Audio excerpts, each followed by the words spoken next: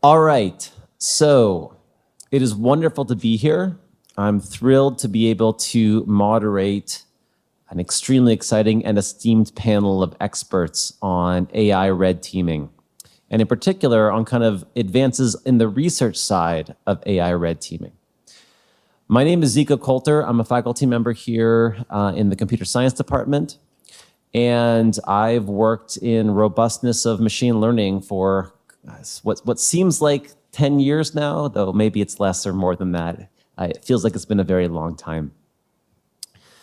But it's also very apparent that with these new advances in AI, the topic of security and safety of AI systems has taken on a new degree of urgency. And research we were doing, which felt very hypothetical maybe 2 or 3 years ago, all of a sudden is very concrete and is having a massive impact in our, I would say, day-to-day lives.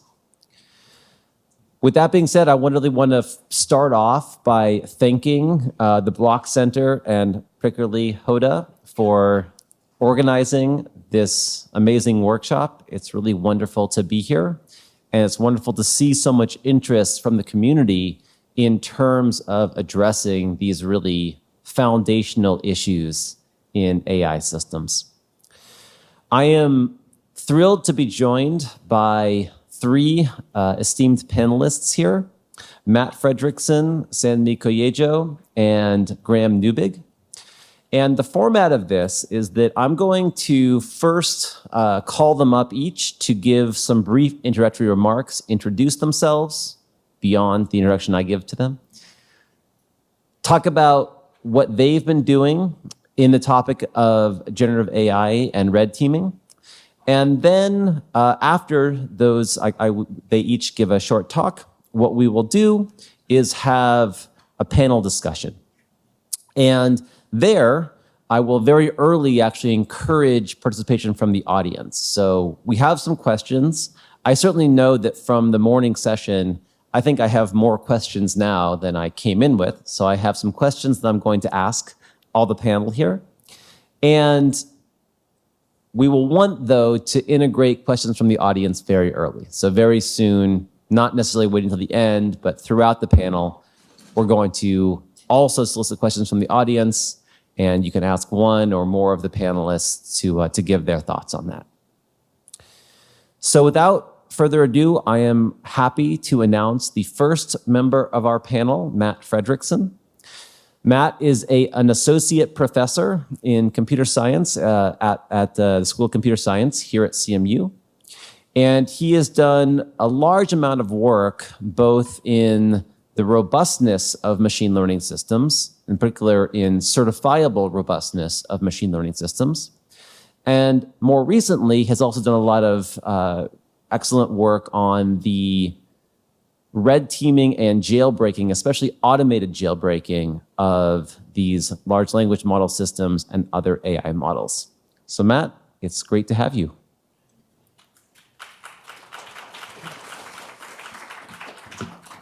Thanks, Zico. And of course, Zico has been a wonderful collaborator on a lot of the work in this area since I came to Carnegie Mellon. So one of the first things that I kind of wanted to discuss was this idea that AI red teaming, I believe, isn't necessarily going to be a totally distinct enterprise from the sort of traditional or normal red teaming of software systems that people have been doing for many years. The way that we've seen the adoption of in particular foundation language models within larger software systems, sort of treated as any other software component almost, to me suggests that any red teaming effort of a software system won't be complete without specific expertise on what you need to do to understand how to evaluate the sort of threat profile of AI models. And the threat profile of these models is very different from traditional software, right? We're used to thinking in terms of CVEs that usually have to do with, buffer overflows and memory safety and things like that. those could impact artificial intelligence components, but there are novel and unique vulnerabilities that arise whenever you put an AI model sort of within a system that you have to account for. Right? One huge difference in particular with the sort of recent set of widely used language models is they're especially bad at separating code from data, right? And this is something that the software security community has been focusing on, continues to focus on for several decades. And we're sort of at ground zero when it comes to like making that separation between the instruction that you give a model and the data that it operates on. Right? The sort of second key point, I think, is that the science of understanding these vulnerabilities is progressing really quickly. One thing the research community is quite good at is finding new kind of novel threat vectors in AI systems. We publish those, sort of get them publicized, and I think things are moving along quite well there. But one thing that's striking is some of the most successful attacks on the recent new models are really just adaptations of old attacks on models from 2014, 2015. So that's all well and good. We have a bit of a blueprint or a roadmap for trying to understand what vulnerabilities in the next generation of models might exist by looking to the past. But it's also pretty clear that among the known unknowns that exist in this space are that there will be sort of new novel kinds of vulnerabilities that we aren't able to test for yet, but that we have to find some way of accounting for whenever we make one of these assessments. This, I think, will be especially true with multimodal models.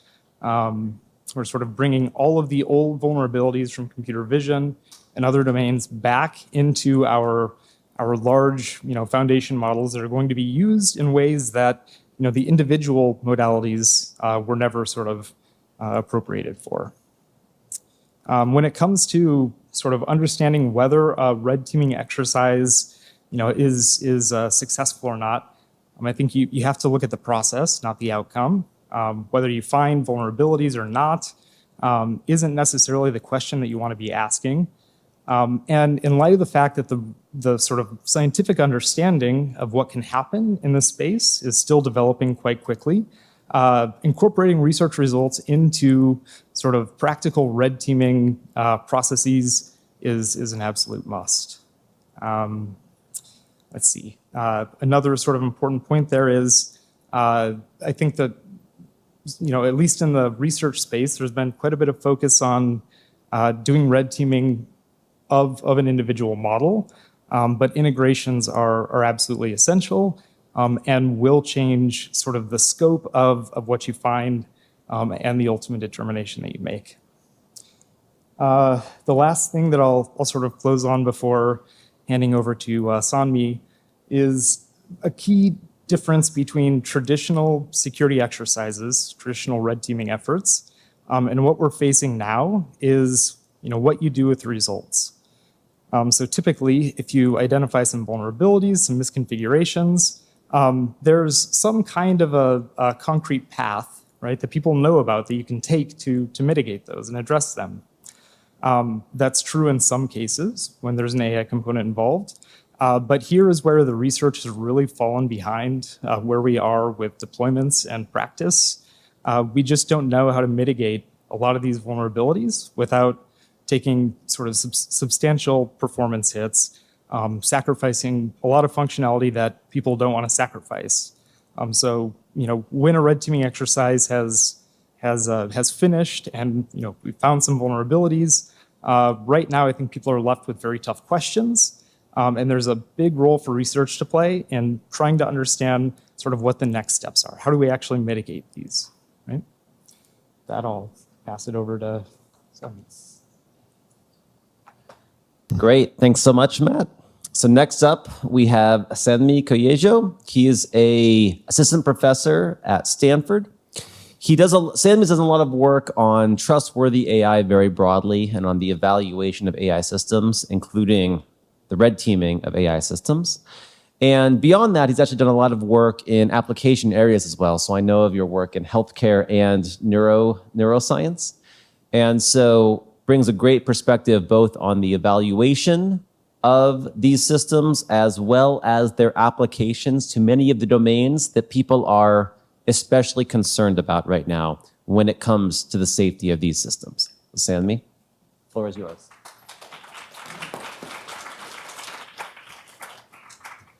Thanks, Zico. It's a real pleasure to be here.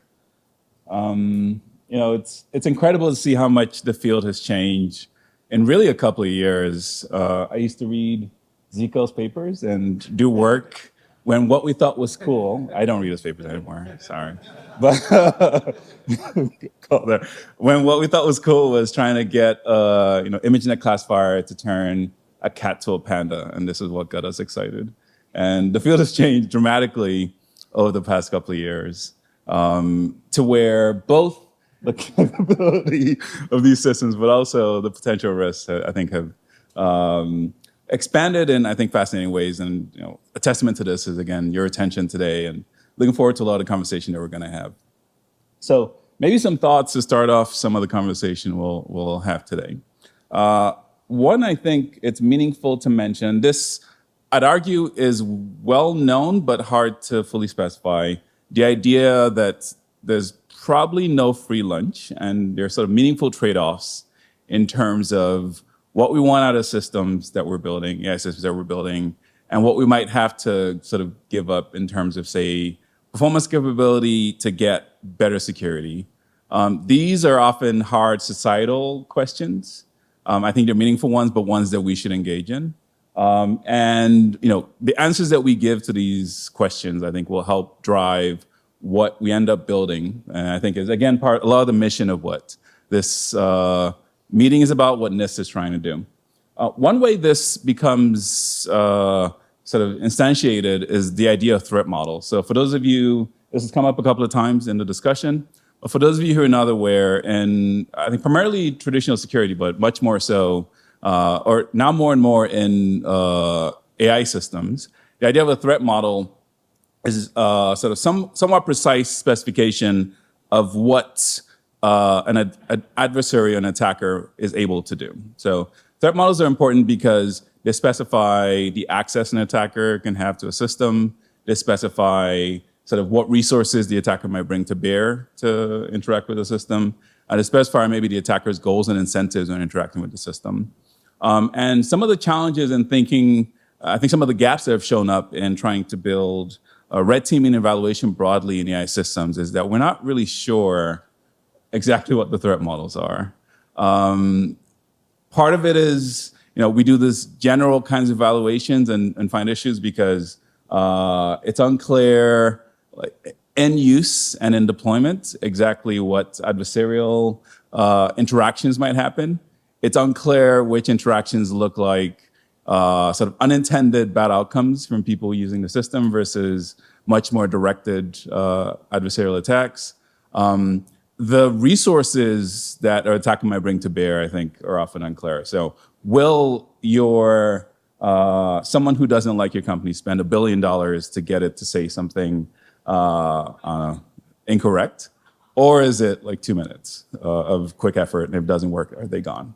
And more than that, I think the way the tools interact with the system are also increasingly unclear. So, we'll talk a bit today, I think, about automated versus non-automated red teaming. And some of the gaps there include the fact that the capabilities of attackers and their ability to use various kinds of tools to try to break systems, how good those tools are, I think, getting good calibration on what those risks are, I think, are challenging. So lots of open questions. I think our goal is to talk about open questions, so we'll do a lot of that today. Another direction, maybe more of a personal preference and encouragement, is thinking a bit more about harms and risks rather than maybe specific techniques and approaches. I think this is meaningful, I'd say, as an academic, and for those of us who do either research or deploy and build systems, there's a strong preference towards the tooling because that's what we like, that's what we build, that's what we're most excited about. I think for most real people interacting with systems, what they care about is what does this tool or whatever the system mean for me, and what are the potential harms that either individually or societally might come from these systems. And I think some of the discussion today, and maybe some of the broader discussion, I think some of this already came up in earlier conversation, but thinking more about, or starting from potential risks and harms, and then trying to pull back to what that might mean for vulnerabilities, I think is a great perspective to have. And I encourage all of us to be thinking about this, both my fellow panelists and also I think some of the questions that might come up later. And this lens, some of the ways that these things come up are tied to measurement. So I think there are tricky questions of exactly how we decide to measure gaps in AI systems. So an example, perhaps, is some recent work we've done trying to look at questions of capability improvements of machine learning models and the extent to which you want to be measuring these things as, does the system get partial credit for sort of improving on a particular task? This is meaningful both for capability evaluation, but also for risk evaluation and red teaming. And while this seems like a small esoteric detail, something like this actually has a big impact on the final evaluation of your system, because the way you define the metric or the measure of performance, the way this interacts with the system that you're building can sometimes lead to quite different conclusions in terms of the extent to which you think, or what you might infer about the system vulnerabilities. Some of the ways I think importantly that this shows up include questions like, do we care, are we thinking about risks for a single, say, individual? So do we worry if a system breaks for a particular individual in a particular use case, or do we care about, say, what this looks like for different subpopulations?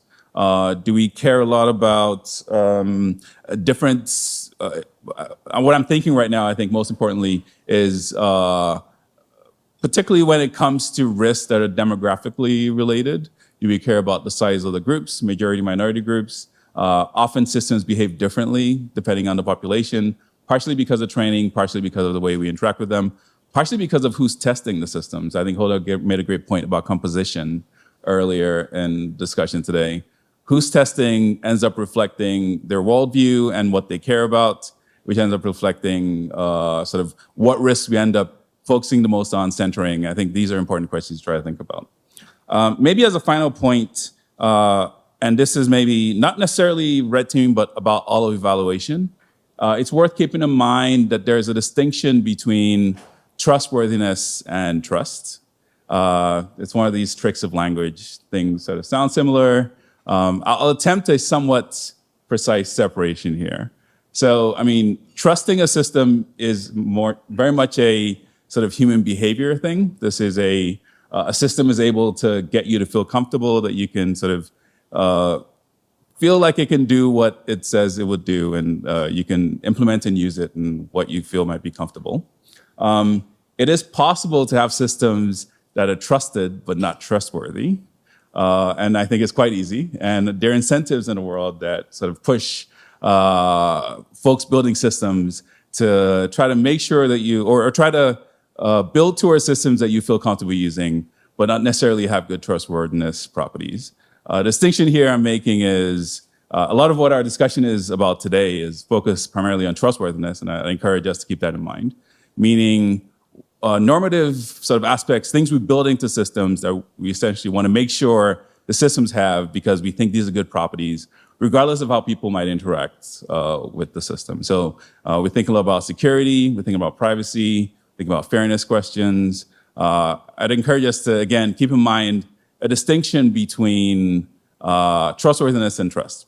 That said, unfortunately or fortunately, because these tools are used by humans, there's still a trade-off there. A system that's perfectly trustworthy but isn't trusted by people will not get used. I've already talked about the other extreme of this, systems that are trusted but not trustworthy.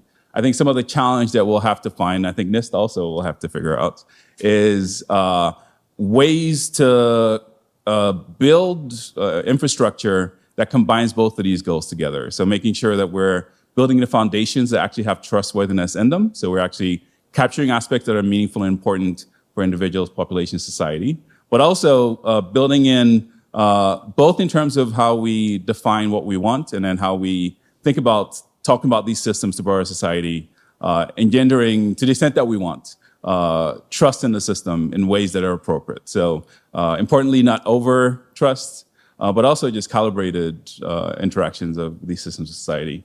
Again, I think these are all hard questions. I have very few answers, I think.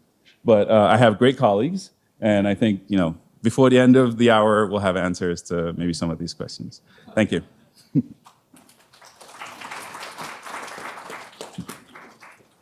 Great, thank you, Sandy. All right, and last up, we have Graham Newbig. So Graham is an associate professor in the Language Technology Institute, also here in School of Computer Science at Carnegie Mellon.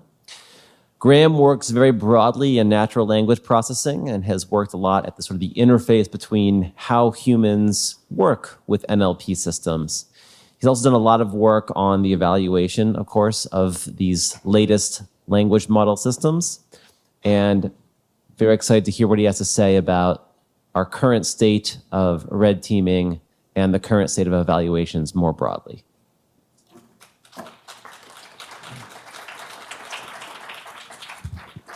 So thank you for the introduction, Zico, and thank you for the invite, Hoda. So I think there's a bunch of people who need to be involved in this process of red teaming or building systems. There's people who are actually building the systems. There are people who are evaluating and trying to break the systems. And then there's also people who, decide what needs to be done after the system has been broken or with systems that can be broken. I think I'm pretty firmly in the first camp. I'm usually somebody who's building systems. But there's a reason why, I'm interested in evaluation and I'm here. Just to give a little bit of background, I've been traditionally building systems in two major areas in natural language processing since I, did my PhD about 15 years ago.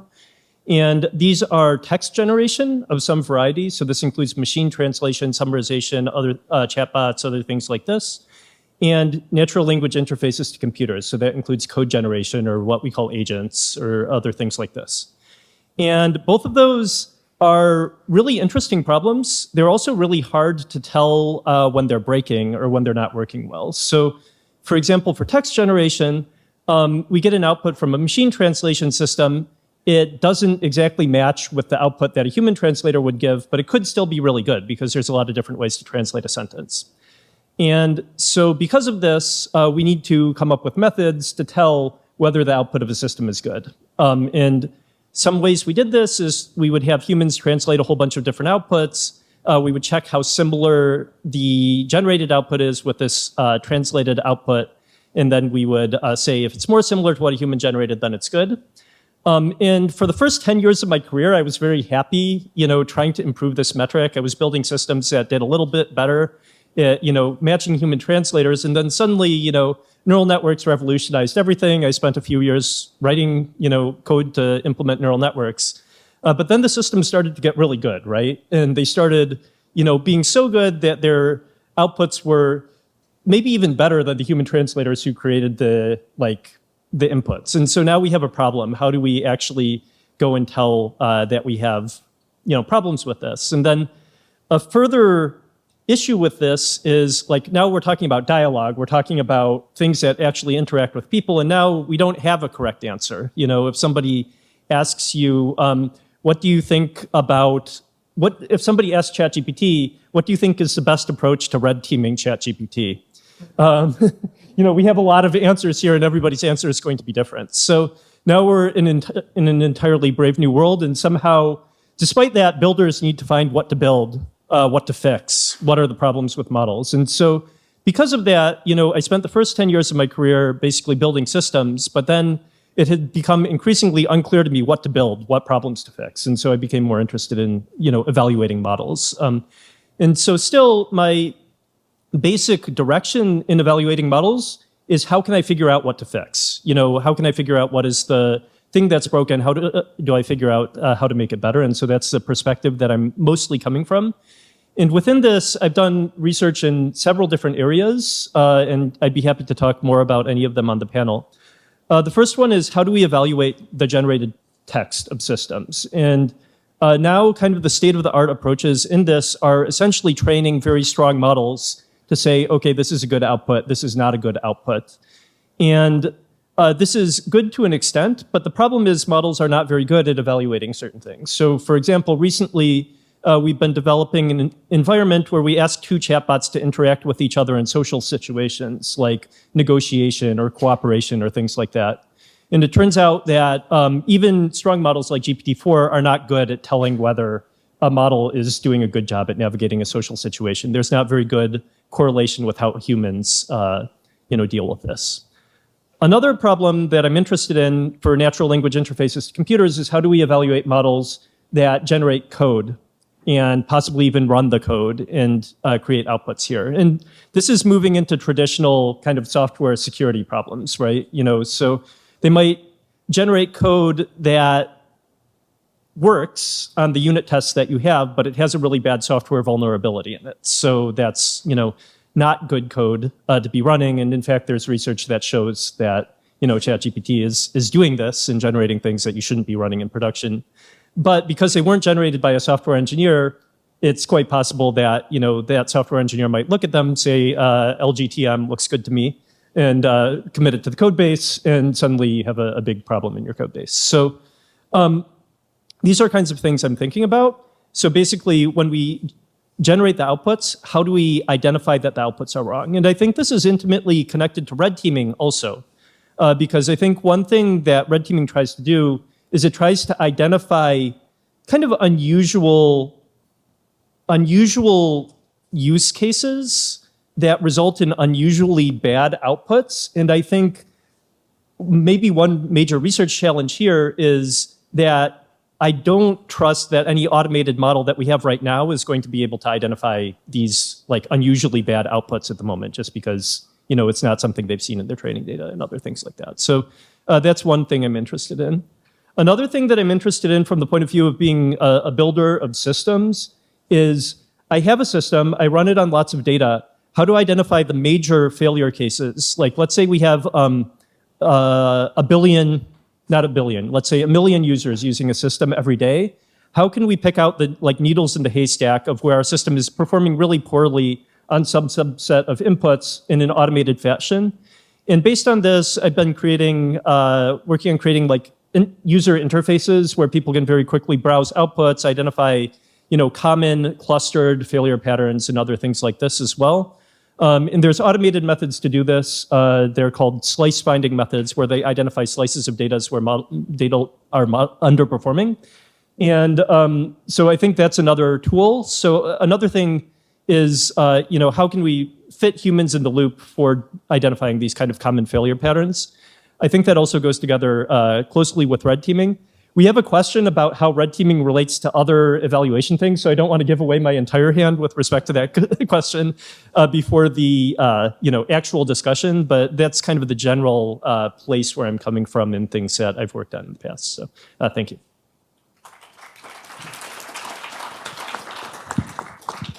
All right, so rather than come up to the podium for all the remainder of the questions, I think we will transition now to asking while sitting down.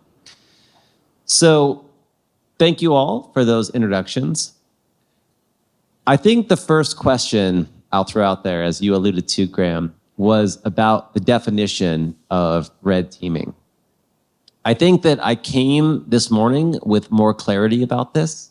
It was very obvious to me that red teaming involved inherently adversarial testing of a system.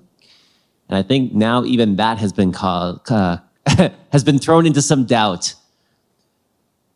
The definition, Hoda, that you gave, or that's in the EO, in fact, has to do with vulnerabilities and flaws of systems. So arguably that is more specific than just about the capabilities of a system. But at the same time, the notion of a flaw in an open-ended system like an LLM arguably could be just, does this thing make any mistakes ever? Which sounds a lot like capability evaluation to me.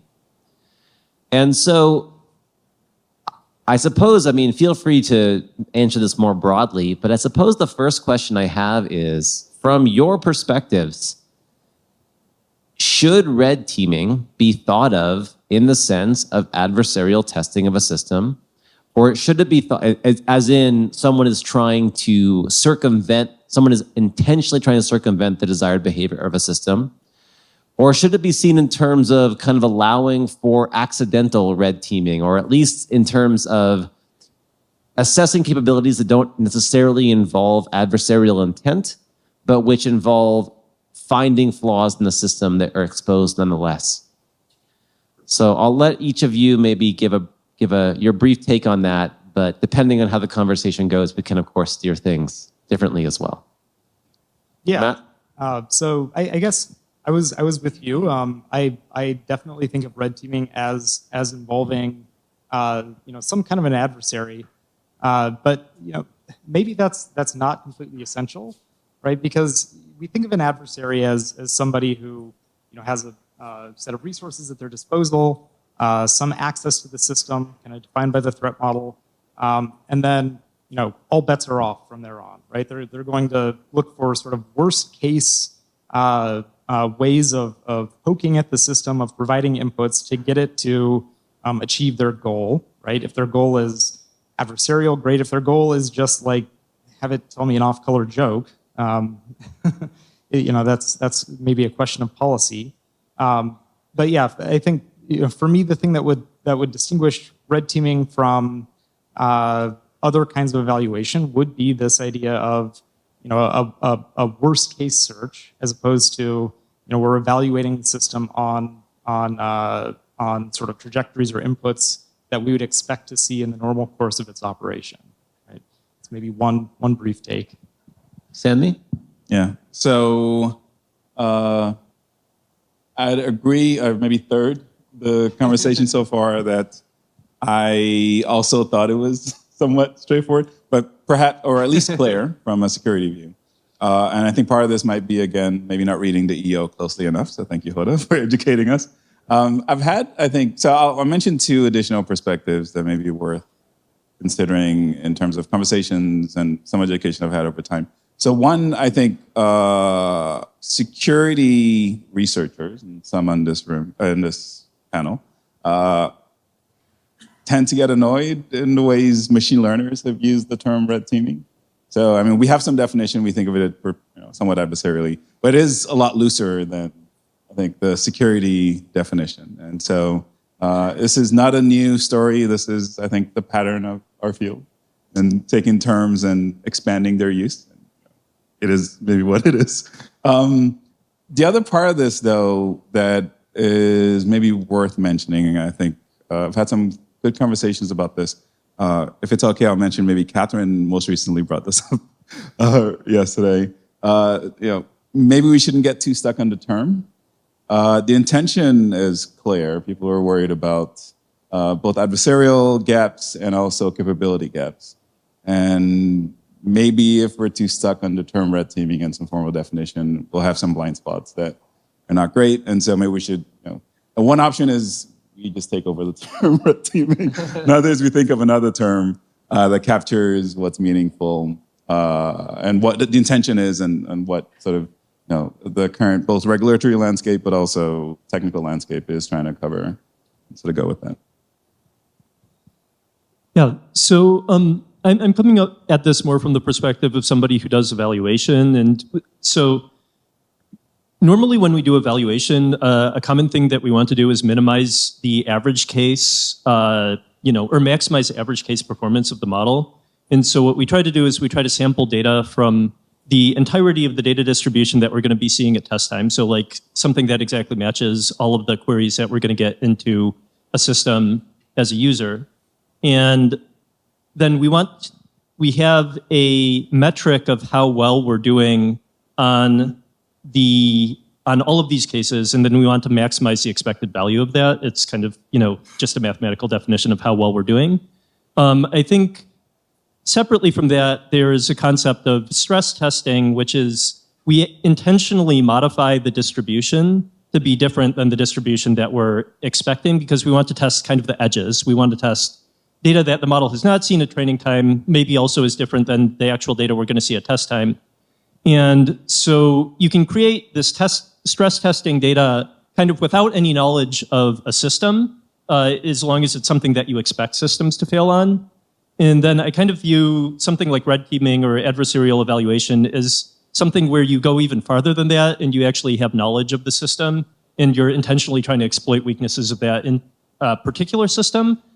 Despite that fact, like Zico's work and Matt's work have shown that, some of these things are more generalizable. You can exploit one system and it also exploits another system. But in general, I kind of view like actually interacting with the system is kind of fundamental for red teaming. I agree that we probably shouldn't get too stuck on terms though, because if we get too stuck on terms, there are other, big problems that models might have, like lack of representativeness. We're not representing speech from particular distributions of users well, or other things like that. And those are, if you look at the average case, that's actually, there's probably a lot more people who are going to be bothered by that than, the people who are attacking the systems. So I think it's, you need to think about what is the relative amount of effort you're going to spend solving a problem versus how much pain is it going to cause you, and make a decision about that. And that's more of a policy decision, I think, than a technical decision. So yeah, that's my take on it. Great. So maybe rather than, we have a sort of a number of topics we want to touch on in this panel, but I think maybe rather than go through them all and then wait for audience participation, let's actually open it up for questions now. So I'm curious, there's no need for it, so don't feel pressure. But if you have a question about this topic, about sort of the overall definition of what we should be thinking about, or a comment about what we should be thinking about when it comes to red teaming, raise your hand and someone will come bring a microphone to you. Maybe I didn't, okay, we have one here.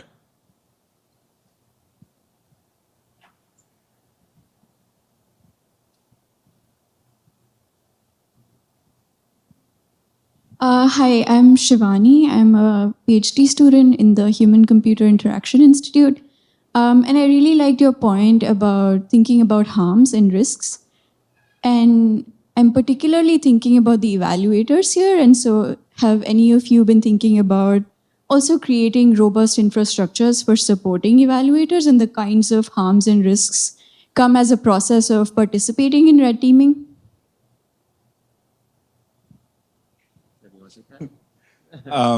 So the question is infrastructure in terms of, I guess, maybe educational? Maybe you can expand a little bit when you say infrastructure. Kind of the harms and risks.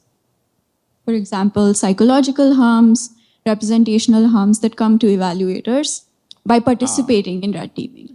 Okay, so that's a important and challenging question. So expanding a little bit, some of what is known about particularly sort of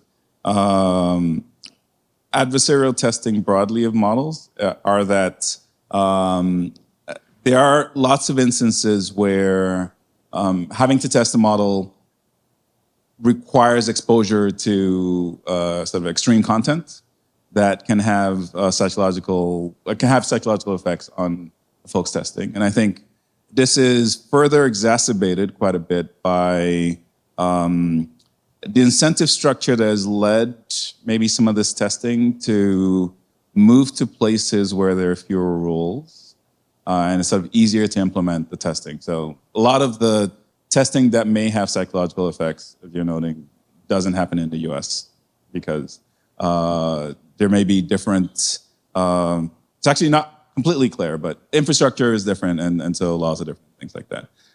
So your question was, have I done work or is there work out there thinking about what can be done to limit these kinds of individual negative harms that come from trying to do aspects of the testing that may involve psychological harm to individuals and groups. There's a little bit of work. I don't think nearly enough. I would say that on one side, there's more attention paid to this recently. Lots of news articles have come out recently talking about psychological harms that come to people, and awareness is a meaningful first step in trying to engage with these questions. In terms of work, we have very early work in my groups. I want to not overstate. There is great work. Okay, there's some adversarial testing here.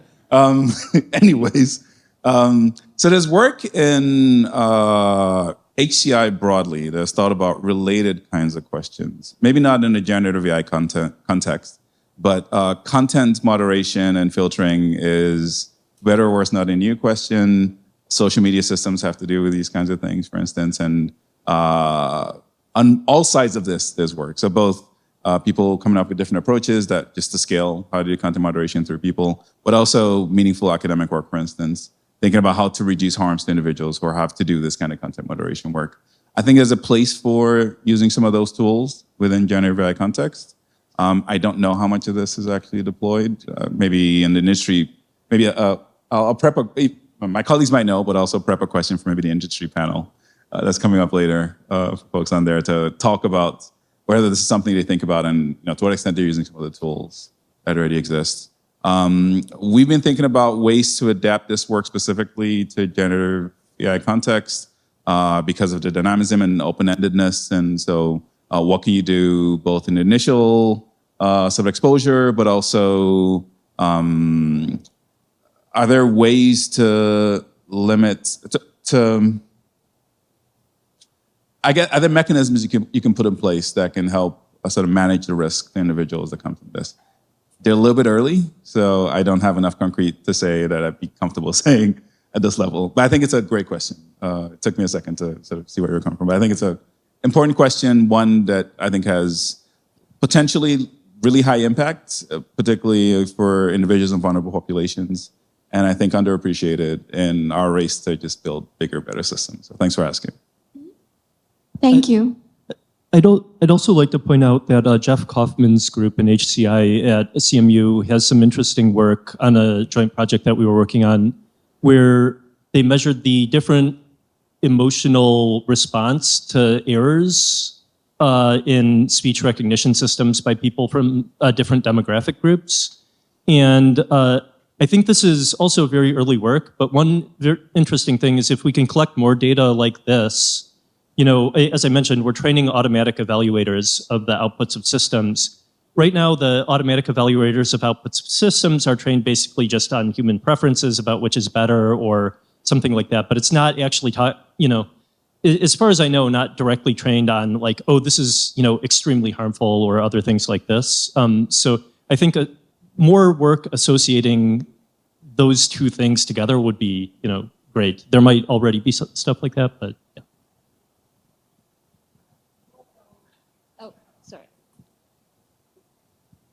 Hi, thanks. I've noticed that in a lot of these conversations, and you can kind of see it in the composition of the industry panel today, we're really focused on the initial development of AI systems. And there's a robust kind of secondary market, you might say, coming up of companies that build retrieval augmented generation tools that then might pose an entirely different risk. If, for example, you put all of the data from a defense contractor into ChatGPT, that's different, and it would need to be evaluated in its own. Can you speak at all about anything that you've seen happening for evaluation in that space? Yeah, I think that's actually one of the most important questions that on the research side we need more answers for, right? And it's retrieving sort of static content from sensitive sources is one thing, but more generally, we're sort of giving models interfaces with tools and APIs and plugins, and you can't always trust the source of returns from those retrievals. And that's exactly kind of the code data separation issue that I alluded to earlier. You might tell the model to just summarize, the first 3 paragraphs of some retrieval. And if that retrieval has itself instructions in it, right, you need to be able to robustly maintain, the original instruction and give a priority. And we don't have that yet. So I think that's an absolutely crucial part of doing red teaming, and will become even more important as we make models more autonomous and give them more agency in systems. Maybe I'll actually piggyback on that a little bit, because I think that was actually one of the next topics I want to talk about. We'll get back to other questions as well. But one thing actually, Graham, you mentioned was that the harms caused in some sense by traditional errors can be greater than the harms caused by adversarial testing or adversarial situations. But it seems that this depends a lot upon the context by which we're using these things. So yes, if they're a chatbot and we're relying on a human to ask the system something bad, that might be in not zero harm, but limited in the harm it can cause. Whereas if we start putting these things into generic systems that can do retrieval, that can interact with your email, with your finances, all sorts of things, all of a sudden now traditional kind of security vulnerabilities both have an incentive for attackers and have a much greater chance for harm. So how do you think, and this is a question to the whole panel, but how do you think about evaluating, and how should we think about red teaming differently depending upon the context in which these systems are being used? Maybe Graham, you can start off. Yeah, I'd be happy to start off with that. So I'm working a lot with code generation, tool usage, and agents in using large language models. And this is a problem that kind of everybody knows is a problem, but right now, we're working as a research community to figure out the answer like now. So I don't think there's any fixed answers to this, but my initial answer is it's kind of like you have, if you have a assistant that you don't trust to be very competent, would you give them your password to your email account? Or not trust to be very trustworthy or something. Would you give them the password to your email account? And the answer is probably no, right? So like at the moment, that's probably where we're at. I think part of the reason why we'd like to do extensive red teaming is we'd like to move beyond that. We'd like to move to the point where we actually do have an LLM-based agent that we can trust and say, look, it's likely to not do anything silly, or it's definitely not going to do anything silly, but as the tasks we tackle are going to get more complicated, it's going to be hard to say definitely, because even very skilled humans will do silly things there. So I think this answer, non-answer may not be very helpful, but I think it's a good frame of reference. And then specifically, some of the things we're looking at with respect to how we can make systems more trustworthy when we're using agents. One thing that we thought about in a recent piece of work by a student I'm working with, Zora Wang, is we looked at models that can build tools that can do more complex tasks, but build very compact sets of tools that can then that you can then go in and verify with human, annotators or human verifiers, so that you can take advantage of the fact that you can use and build tools with language models, but do it only in a very verified sense. And then you could have APIs that only call those verified tools. So I think there are certain things. I think another kind of comment is, this is also things that people in software engineering have been thinking about for decades, right? And so I don't think we need to reinvent the wheel with respect to software engineering practices. We can just piggyback on all of the good research that's been done there, including all of the research into red teaming software systems, with the idea being that a language model interacting with the software system is just like a person interacting with the software system, but might be a particularly incompetent person interacting with the software system. So that's kind of my take on that. Sure. So maybe one high-level comment. So we talk about large language models as models, thinking about them as discrete things. Most implemented interfaces, I guess this is a speculation, but somewhat confident speculation, are not large language models, but really large language systems with already sort of lots of infrastructure combined in. And most of the ways that we think about evaluation and red teaming are really about evaluating and red teaming the entire system, as opposed to sort of just the model itself. I think this is maybe not always as true for maybe open source models, which really are models, but many of the closed source things where we build evaluations for, again, I don't know for sure, but maybe again, the industry panel might tell us, but almost definitely it is a bunch of extra sort of software stacking around it, both for maybe sort of front-end checking the data that comes in and out, maybe some retrieval augmented generation already built in, things like that. That said, I think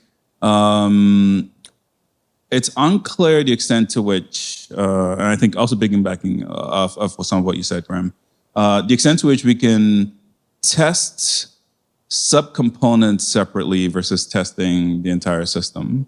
I mean, to some extent, we have some sense for how to test, to the extent we think, for instance, the RAG system is mostly about the embedding behind it. We have some ideas of how to evaluate embeddings. But it's unclear that we can get good enough insight into what that an evaluated embedding will do in a larger system until we test the whole system. And so probably the way forward is, again, thinking about testing in terms of testing entire systems. I think one challenge this brings is that then the use cases probably matter quite a bit, to your point about sort of challenging or non-challenging settings, which is in contrast to some wish to do everything general purpose so that we're use case agnostic. I think the use cases are important. My sense is, particularly in use cases that are sensitive and critical. You mentioned Zico. I talked to clinicians. Some of you might know, but there are already tests being run on using language models in clinical contexts. This is not hypothetical. This is happening in many hospitals around the world right now. And there are tough questions about safety, security, red teaming kinds of questions when you're going to be using a language model as part of care that might affect someone's life, where the harm is very clear too. Like, a mistake, drug combinations that shouldn't be combined together used as part of diagnosis might lead to someone getting hurt or losing their lives. I think the harm is quite clear there. So I guess in just a high level, I suspect the right answer to this line of questions is really like a systems testing as opposed to a subcomponent. Subcomponents get us somewhere. Really have to think about the whole system. And then I'm skeptical about avoiding thinking about use cases as opposed to general purpose. But that's maybe an opinion for now until someone proves me wrong. Yeah, you guys said some great things. I guess maybe following up a little bit on this idea of testing the individual model versus the system that it's combined in. It's true that when I make an API call to an OpenAI model or one of Google's models, I'm not making a query directly to a model. There are probably layers of filters and additional things that are happening on the back end. So in that sense, when you're red teaming one of those models, you're probably red teaming a larger system. But that's separate from this question of, the example you raised with hospitals. Regardless of how extensive my evaluation of like the individual model that a hospital wants to deploy within its larger context has been, right? There are certainly going to be things that I want to follow up on that are specific to that integration, right? So when you talk about red teaming an entire integration, I think that's very important. Coming at it from the perspective of an organization like NIST, who's going to set standards in this area, I think one thing that might be very helpful would be to have some kind of templates or examples of here are the sorts of integrations that we might want to evaluate an individual like model API or model component within to help people sort of get an overall sense of if this product is released as a general purpose model, right? We have at least some idea of how it's going to perform in all of these various sorts of scenarios. But at the end of the day, I don't think that there is a substitution for doing the rigorous evaluation in the actual sort of deployment that it's set up for.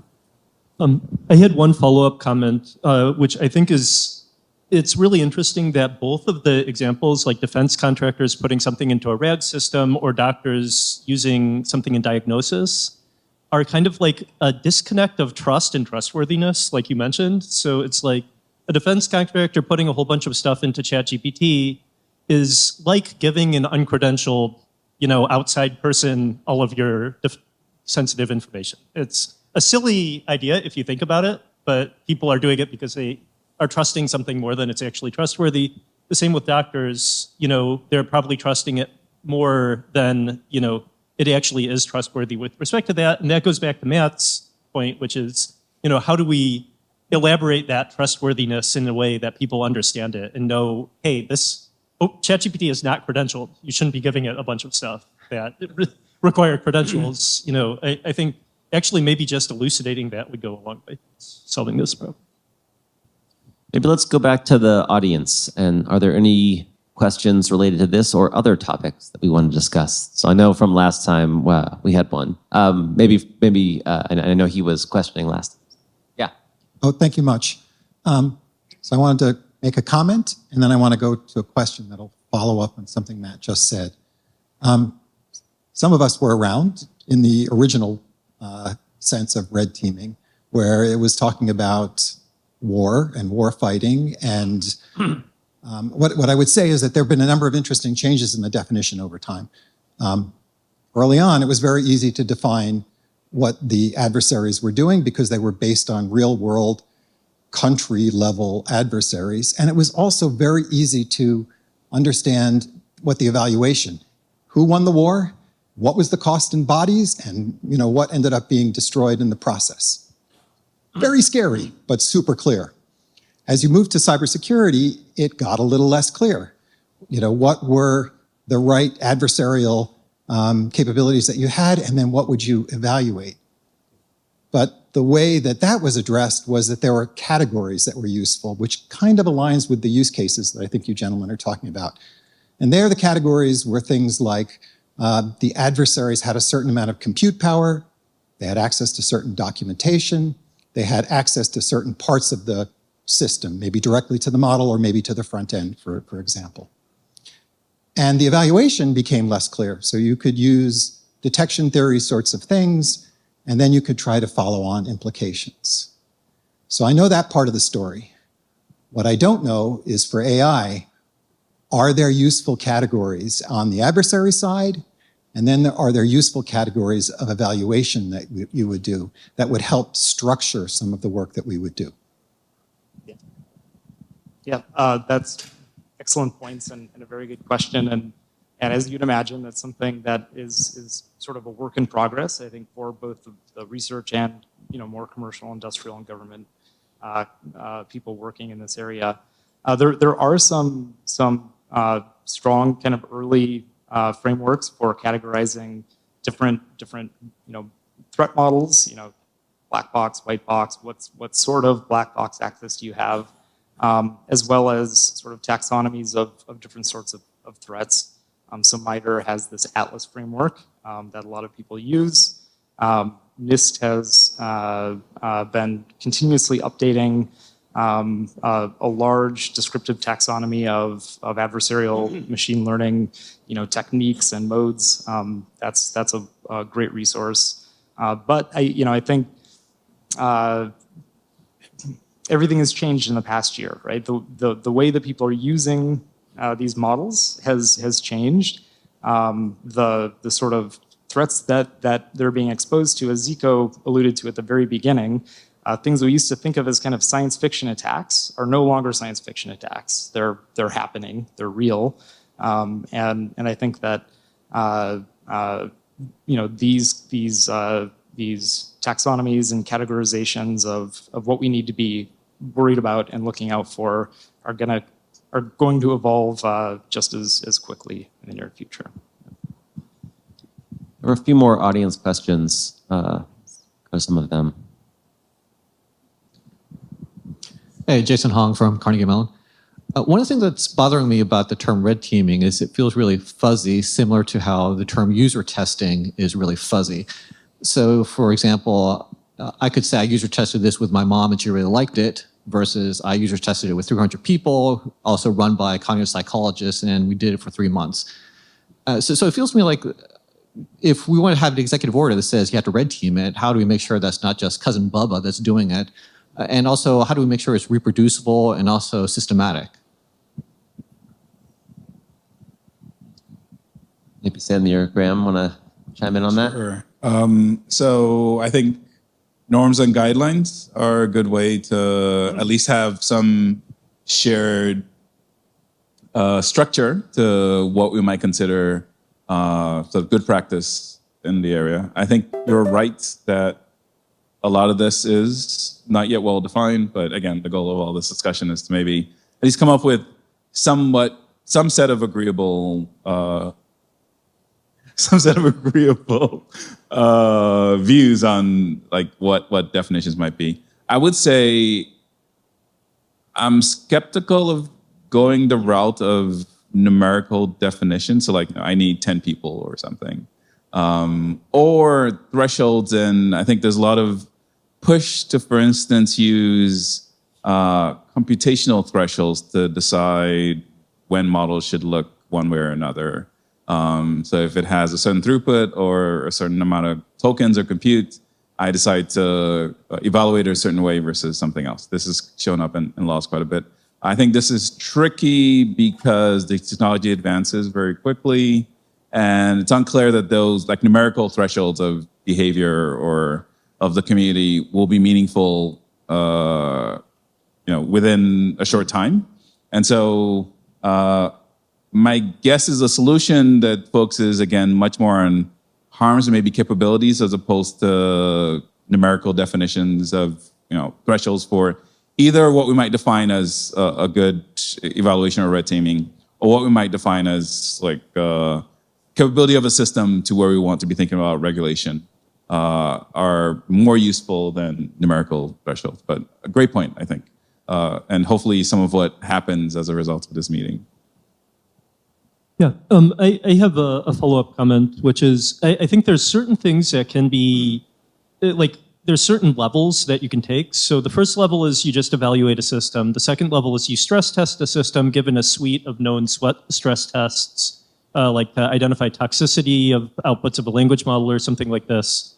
The thing you can go farther is you can do adversarial attacks against that particular language model, run something automatic that attacks the model. And then the final thing is you have humans who actually go in and try to break the model. And I think in the end, if it's something really sensitive, you need to go all the way. Maybe just go in that order, but go all the way to the end of that. And when you get to the end of that, you really need somebody skilled. You need a hacker, a language model hacker who goes in and breaks things, just like you would do for any serious security exercise on software. And I think that's particularly the case when it's like LLM integrated systems as opposed to just an LLM, because LLM has a unified input-output interface, but each system is a unique flowers. So I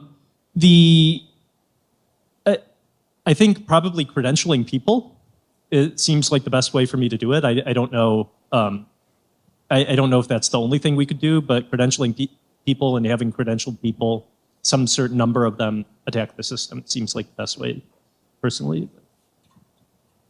Just one more question in the audience there.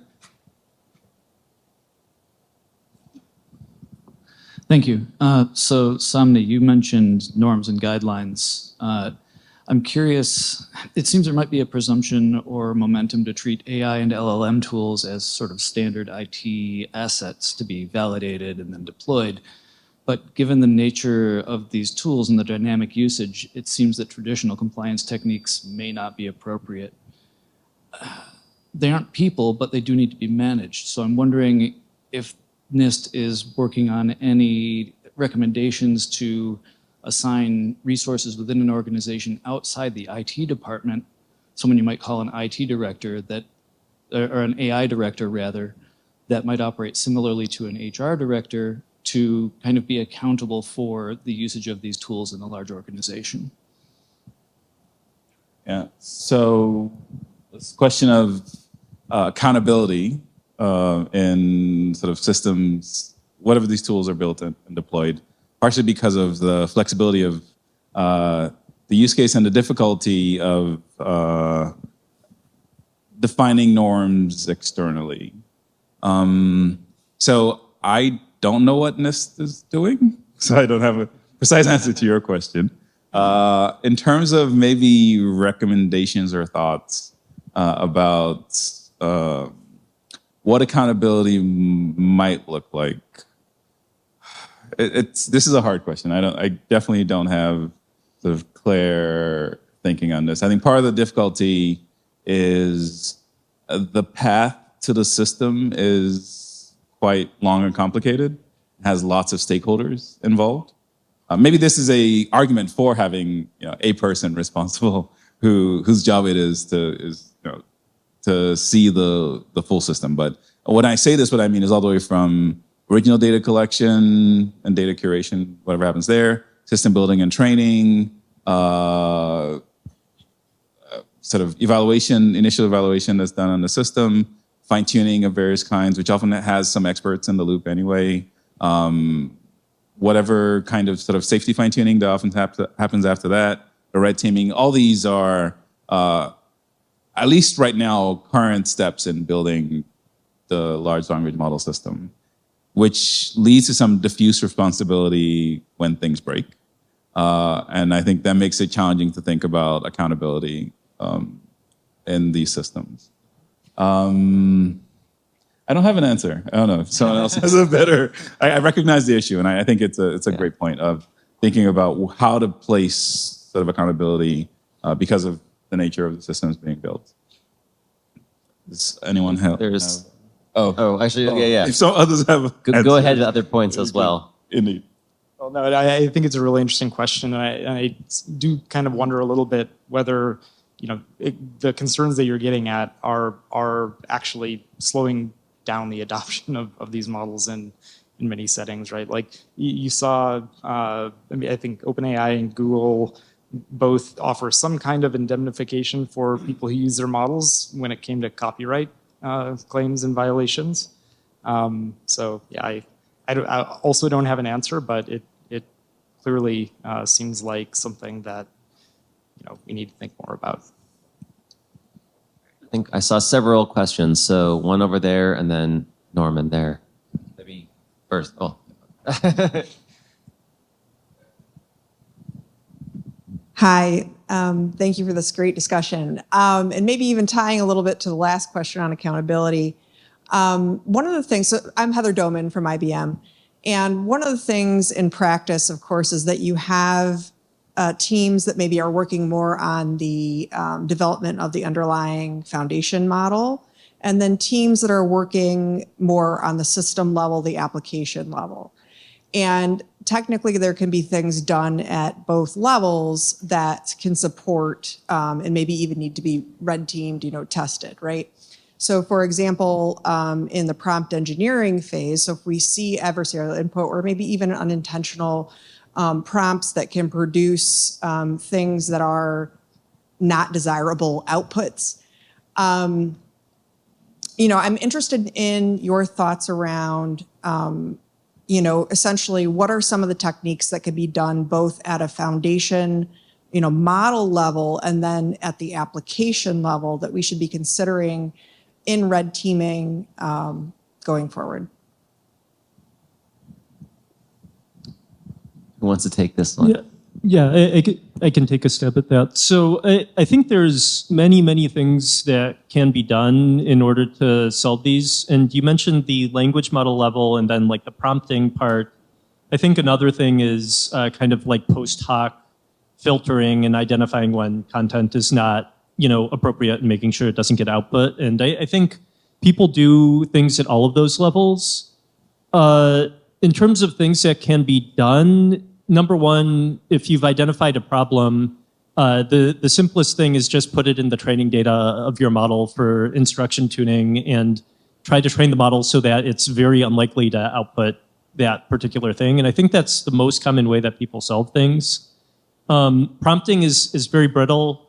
We have people on the stage who know how to get around just about any prompt that you throw at the model. So from the point of view of making a system that rarely does the thing you don't want it to do, then that's fine. I think, adding something to the prompt, please do not, please respond in the politest way possible. The model will do it most of the time, but it's pretty easy to get around that by crafting a prompt. And that's kind of the jailbreaking or adversarial attacks. So from the point of view of red teaming, I wouldn't do that.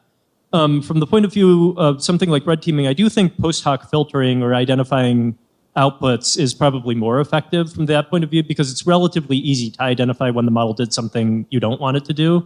Of course, none of these things are perfect. There might be ways to get around it, which is why we need red teaming in the first place. It's also why we need traditional software security in the first place as well, because we did our best to avoid anything really hazardous, but still there are ways to get around it. So I think that's my answer. It looks like you had a follow-up. Just a couple of quick extra thoughts. I think the challenges on both fronts, on both the maybe red teaming vulnerabilities and attacks versus the defense, which I think you were alluding to, defenses that we can bring to bear. We're currently much, much better on the attack side, I think, than on the defense side. There are some tools that everyone's sort of using. I think the sort of adversarial training thing, or using different filters. Which is most of what's out there. I'm not aware of anything that's sort of meaningfully better than either one of these. And so there's a lot of work, I think, us and others in the community, and many of you have to do, think about ways that can help us with defending these systems. I think also, sort of to your point, when something breaks, I'm thinking about this not in terms of accountability for a person, but thinking about like within the system, what is the cause of a certain failure in the system. We're also still not that good at that. It's, to your point, it could be in the data.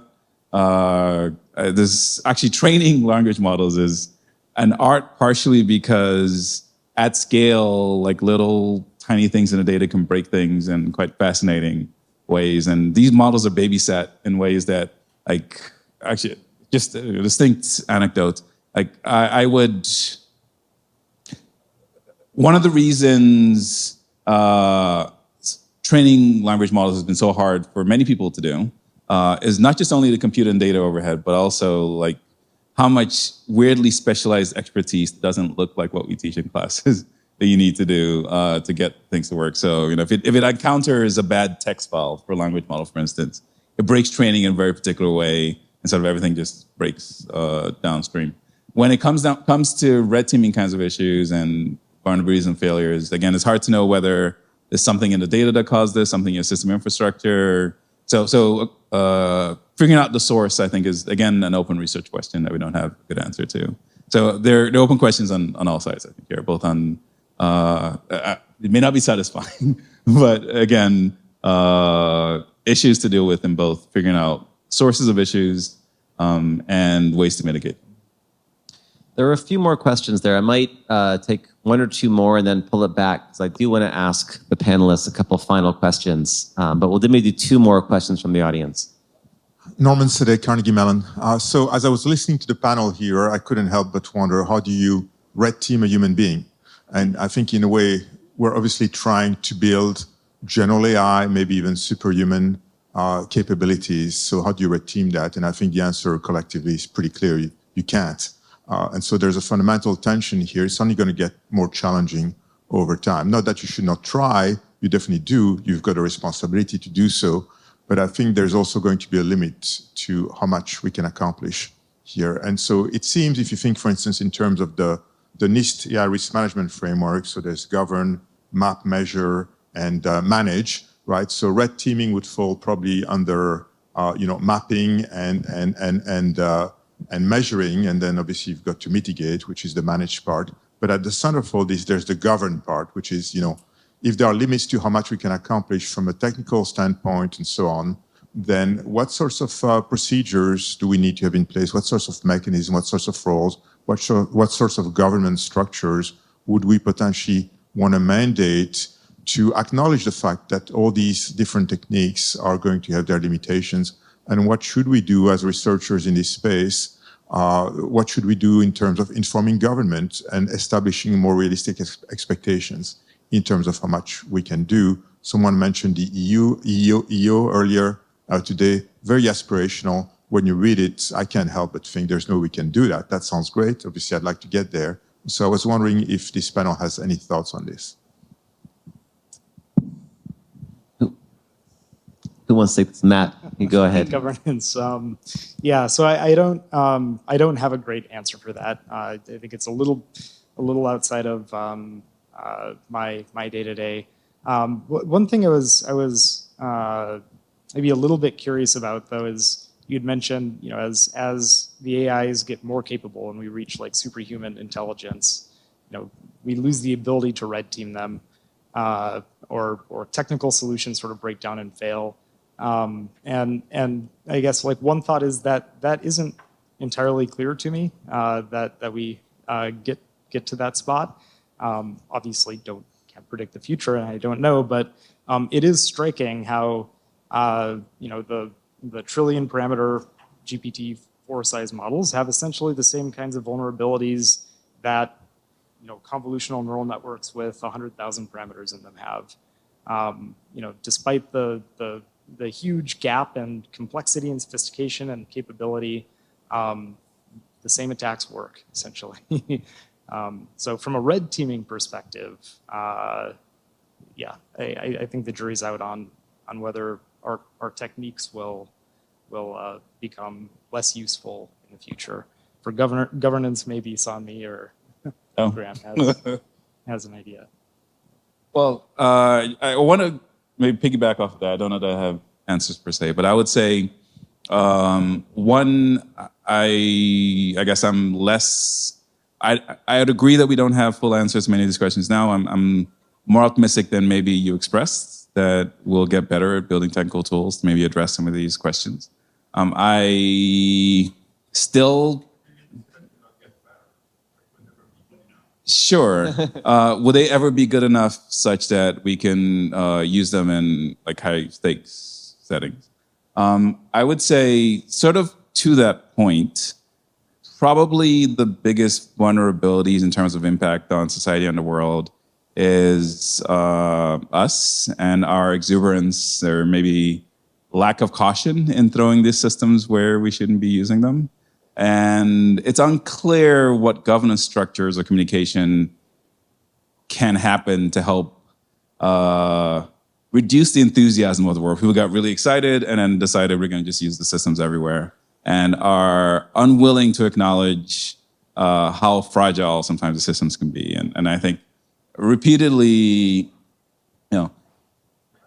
humans have the biggest impact on where the AI future ends up leading. I mean, clearly in terms of we build the systems, the data comes from us, all that stuff, clearly at the front end, but also how we choose to deploy and use them, and sort of ways that we might use them where the systems are not ready. And I think that happens quite a bit. So, to the extent governance structures and communication can help,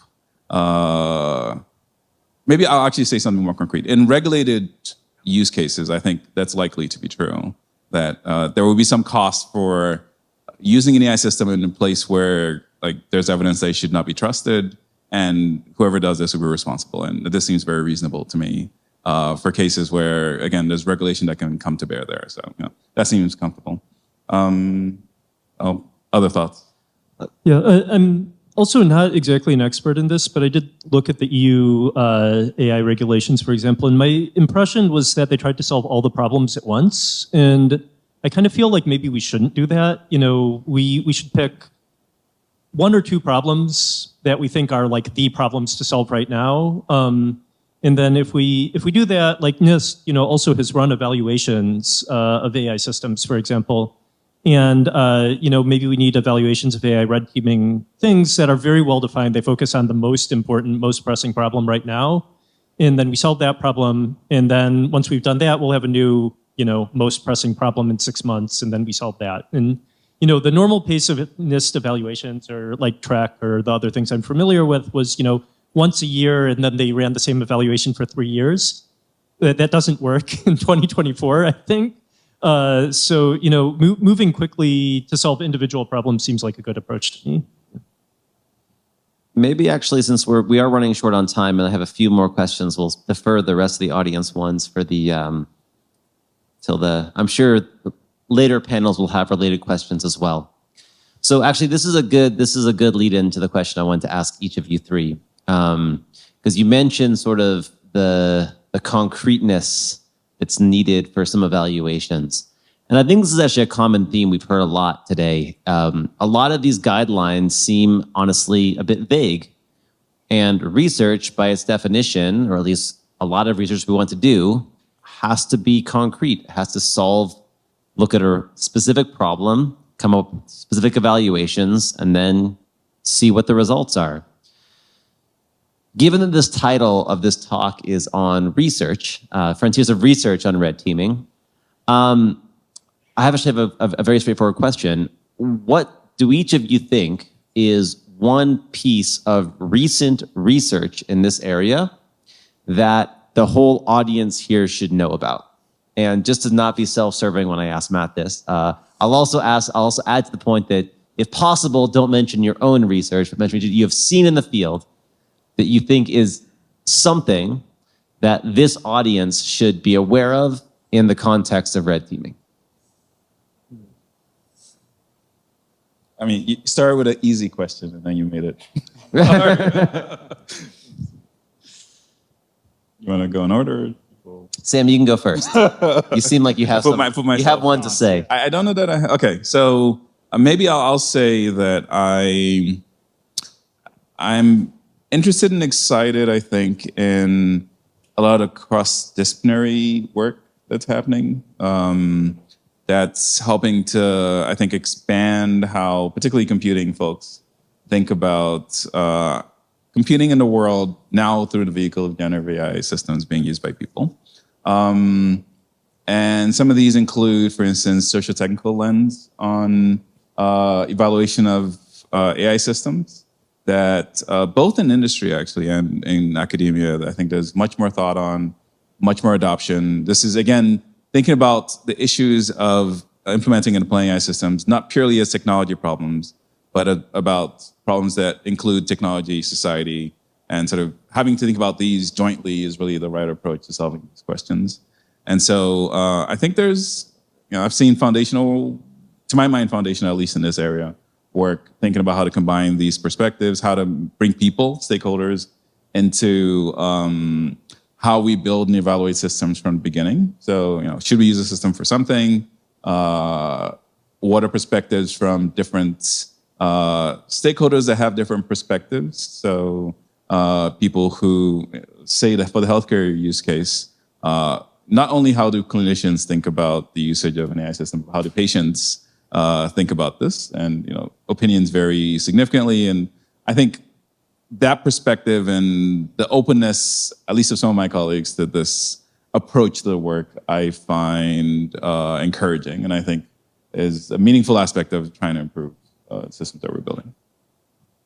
Graham, I saw that you were maybe Googling furiously to find the reference you wanted to cite, so I have to put it out there now. Yeah, I don't want to give I don't want to give wrong references, so I'll do two. I know you only asked for one, but the first one is there's a paper that we recently used in our work, but it's not my paper, called Safety Bench, which is a large kind of composite benchmark that covers a lot of things that people think that LLMs should not be doing, like be offensive or giving bad advice or other things like this.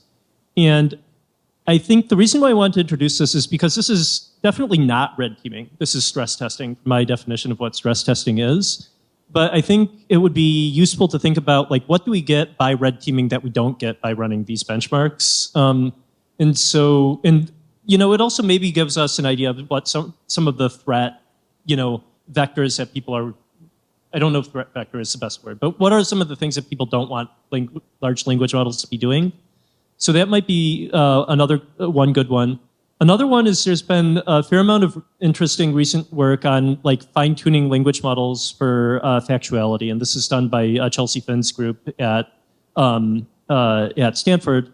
And what this has demonstrated is once we can quantify that we don't want the model to be doing something, then we can get the model, we can come up with training methods that get the model to not do that thing.